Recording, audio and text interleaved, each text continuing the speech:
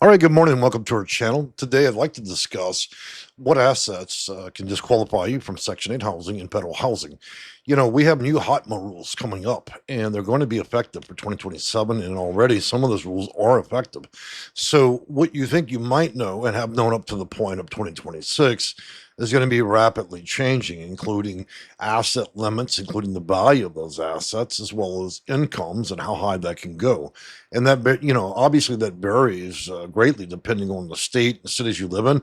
Some places are simply more expensive to live, and therefore they're going to have higher income limits and possibly even asset limits. So we're going to break that down in this video. But before we get started, my name is Jay. I'm the owner of Section8Consulting.com. And I'm going to move my face around a little bit, and I'm going to bring up some company information for you guys. So as you can see here, we have our phone number and our website and email. Do keep in mind, I'm a private solution company. I offer appointments only. They do have a small cost to them. It's not free. My office does not receive federal grants and otherwise. Okay, so if you do call that phone number, I'm only going to accept it if there's an appointment associated. Okay, so let's move into notes real quick, and I'll leave it up and running. Let me move my little face here to the side. And so, for those you have learning disabilities or otherwise want to retrace your steps in what we've discussed today, you can do that by visiting both the description and comments section. I'm going to post these notes down there. So, under the new HOTMA rules, assets can affect, in some cases, completely prevent eligibility from Section 8. The important point is not everything that you own counts as an asset, and the rules are different from the old school system. And they mean old school as a present, changing into 2027. So, what assets can disqualify you from 2026 and going into 27? The biggest change is going to be that there is $105,574 asset limit. When we talk about asset limits, we're going to talk a little bit about that more deeply and what assets are, how they're valued, depreciation. But HOTMA created a federal rule asset limit that does not exist under the traditional Section 8 rules in the same form. So for the calendar year of 2026, HUD has inflated the adjusted original 100,000 statutory threshold to 105,574 in net family assets. The household can generally be ineligible when its countable net family assets exceed 105,574. And when we say net and family, we mean we combine all assets of everybody presiding in the same household under using the same voucher, okay, including those that live there. This applies to programs including the Housing Choice Voucher, better known as Section 8, public housing, Section 8 project-based rentals or PBAs, and Section 8 moderate rehabilitation, and Section 8 mod rehabs and SROs, and Section 202 along with Section 8. And I'm going to imagine that also encompasses Section 811. So HUD specifically defines HOTMA under Section 104, establishing the maximum asset limit for public housing and Section 8 applications and participants. So owning a home or other real estate can disqualify you, even if you're under the 105,574. This will potentially be the most surprising part of the new rules. A household can generally be ineligible if the family member has a present ownership interest in real estate property that is suitable for occupancy by a family, by the family or residents. The family has a legal right to live in, and the family has a legal authority to sell. So, owning property that you could potentially live in will be a disqualifier going forward. The family has a legal authority, again, to sell. So, again, if you have something, there are actually people that are in Section 8 that own a home and are actually renting it out and somehow get away with that. Okay. I've seen that for years. Those days are gone. Okay. The real estate market restriction is separately eligible to test forms of the dollar asset limits. HUD's HOTMA guide describes the basic rule as asset limit or ownership of real estate property suitable for occupancy. There, however, are exceptions. These facts around ownership matter, but I want to give you some examples real quick. Countable assets can include things such as cash and bank accounts, so checking accounts, savings accounts, certificate of deposit, investment stocks, bonds, mutual funds, other investment accounts, and don't even think about trying to hide the old crypto because cryptocurrency is also counted. Real estate houses, land, property, other rental property, and subject to specific HOTMA rules.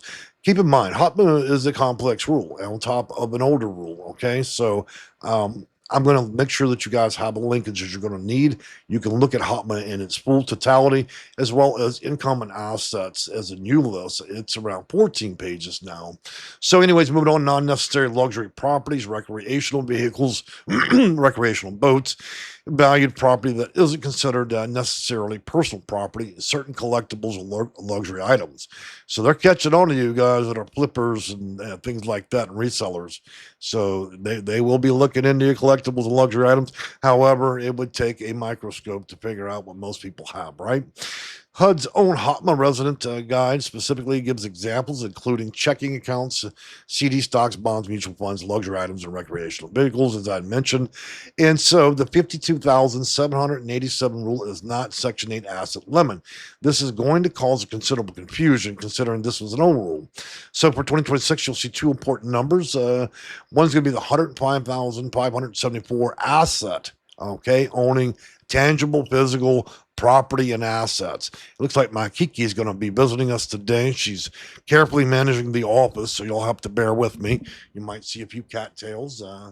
She tends to despise me making videos, but maybe she'll cooperate long enough for me to finish the video. If you have 60,000 assets and you're over a Section 8 asset limit, if you have 60,000 assets and so you're over the asset limit, that's incorrect. 60,000 is below the 2026 105,000 limitation. Although assets may still affect household income and calculation, eligibility and eligibility in other ways. So having money in the bank does not automatically disqualify. This is another important misconception. Suppose somebody has 25,000 in a savings account. That does not by itself mean that a person is ineligible for Section 8. HUD actually provides an example involving 5,000 in checking, 20,000 in saving, and a total of 25,000 non-necessary personal property. Because that amount is below the applicable threshold, for example, it receives a different treatment in the family asset calculation. So we look at the important distinctions here. They're going to be calculating both cash value and asset, okay? And so again, we're at the 105,000 mark. Please, Kiki, stop. Come on, baby. That's not a toy. Again, I apologize for the Kiki. My cat, she's very interested in joining us. Moving on there, interest, dividends, and other returns and assets can affect the household income calculation, whether the household isn't disqualified by the asset limitation. Retirement accounts are generally excluded. One of the biggest protections under HOTMA is that qualifying retirement accounts aren't treated like ordinary savings. And that's because it's either going to be pre-tax or post-tax, okay? It isn't money until you actually cash it out. So you're looking at HUD's guidance identifies assets such as IRAs, 401s, 403s, and other recognized retirement accounts. So basically, it's only when you turn these things into liquid gold this will become a problem. So someone with 10,000 in checking and 90,000 in a 401k1 should not simply add those numbers together and conclude they have 100,000 in Section 8 assets, which is good news. So I know a lot of you probably looking, okay, well, I could probably tuck $1 million in 401 and just live off a little bit off checking. I wouldn't advise that, but you could potentially get away with it considering how the HOTMA rules are set up. Educational savings accounts can also be excluded. HUD excludes qualifying education and savings accounts, including examples such as Section 529 accounts, Section 530 accounts, and Cordell educational savings accounts. HUD specifically highlighted the exclusion of retirement and educational savings account when explaining HOTMA's asset provisions. Now, under 8, able accounts are excluded, so qualified able accounts are another important exclusion. And then this can be particularly important for households containing a person with a disability because money acquired in a qualifying able account should not simply be treated like ordinary savings account for purposes of HOTMA and net family asset calculation. So in mode number 9, your everyday vehicle normally isn't treated like a luxury asset. There is an important difference between necessary personal property, and keep in mind, necessary personal property. See, I'm having to remove things every few minutes from my cat because she wants to play. and non-necessary personal property. The necessary personal property is excluded. Okay, so necessary meaning your car, your lawnmower, right? Things you're going to use in everyday life. Non-necessary is when you're riding around in your Pinto, but you know you've got a Lincoln Mark 9 parked in the driveway for Sunday church. They're not going. Let me tell you something. They're not going for that. Anyways, HUD describes necessary items broadly as property essential for maintaining, using, or occupying a home, employment, education, cultural expression, or health and wellness. Do not try to manipulate that part. If you're unsure about what your assets and income are and what might be what you can get away with, I would advise just reaching out to my office by appointment only, okay? Or another qualified professional so you can determine if you have a primary asset that's going to be a problem or whether there's enough jurisdiction to fall under HOTMA, okay?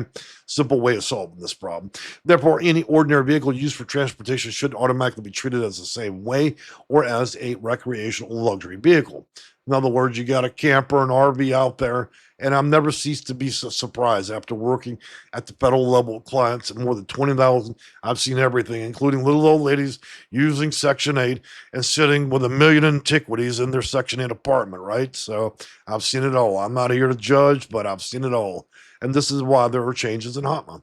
So that being said, I'm going to close out our notes here and I'm going to post that a little bit later in the video and just talk to you guys for a few minutes. Look, the reality of it is, guys, you know, whether you add cash value and assets, financial instruments, as well as depreciating things that are non-necessary everyday use, you don't really want to exceed that 105,000. They're not going to go for circumstances where you own a property, have already, if you have ownership of anything that's livable, okay, that receives power and water, then you know that's going to be a problem here. They're not going to want to issue a voucher or continue on that path as counting as income or asset. Okay, so if you're one of these people that's using a Section 8 voucher and you still grandma left your house back in 62, that's going to be a problem. Okay, so you know the best way to usually resolve these matters, you can reach out to HUD or the Housing Authority, which you may or may not get back with you. Or if you want a faster solution, you can always reach out to my office by appointment only, and we can sort through your income and assets and see what the problems are. Also, for those of you that may have dealt with your PHA and you have income and assets, and they're saying otherwise, you may be terminated or it's a big problem, including income, then you may want to reach out to me. We can always go through informal hearing process, arbitration, and many other things to help you possibly beat the case and be able to present better. Remember, the local housing authority is not an expert of all things. They're just administrators that qualify people. You know, they utilize federal funds and then they qualify people for housing. They file those cases with HUD. A lot of the employees are not that well trained, and therefore, a lot of people get wrapped up in terminations and other violations that may not necessarily meet the criteria or requirements of federal law or HOTMA. And so, if you have a problem in that respect, our office certainly could help with that. Okay. That being said, guys, we make videos on Tuesdays, Thursdays, and Sundays. These are live videos. I'm speaking to you. Today's what we call an EDU or educational. We do those once or twice a day on Mondays, Wednesdays, and Saturdays, and we don't do much on Fridays. Okay.